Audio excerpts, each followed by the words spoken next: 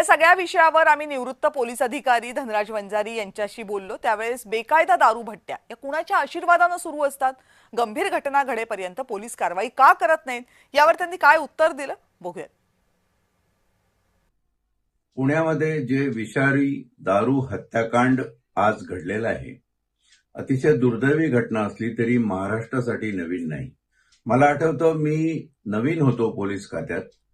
1981 साली खोपडी नावाचा प्रकार हा ग्रँड रोड मुंबईमध्ये झालेला, ज्याच्यामध्ये पहिल्या दिवसाला 52 बळी गेले होते। आज जे हत्याकांड विषारी दारूचं झालेलं आहे, या पाठी 2-3 फॅक्टर अतिशय महत्वाचे आहे। पहिला असा की वैफल्यग्रस्तेतून, डिप्रेशन मधून माणसाला बाहेर पडण्यासाठी दारूची गरज भासते।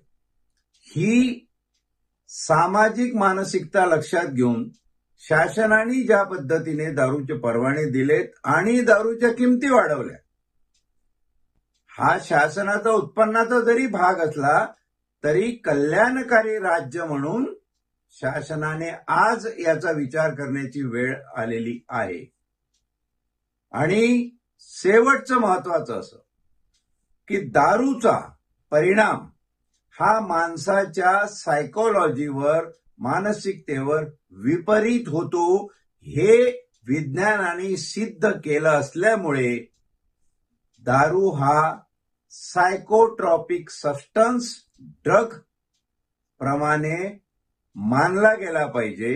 दारूचे गुन्हे हे साधे एक्साइज ऍक्ट मध्ये न नोंदवता NDPS ऍक्ट मध्ये नोंदवले गेले पाहिजे, तरच हे राज्य, हे राष्ट्र आणि देश सुरक्षित राहील। अनेक प्रॉब्लेम आहे ज्याच्यामध्ये वैफल्यग्रस्तता नुसतं हे तुम्हाला काहीतरी कौटुंबिक याच्याने आलेली असं नाही, सामाजिक प्रश्नातून, शैक्षणिक प्रश्नातून, आरोग्याच्या प्रश्नातून आलेली आहे। अनेक बाबतीत आज समाज कुठल्या मानसिकतेतून जात आहे याचं सोशल ऑडिट शासनाकडे आहे का, हा माझा सवाल आहे।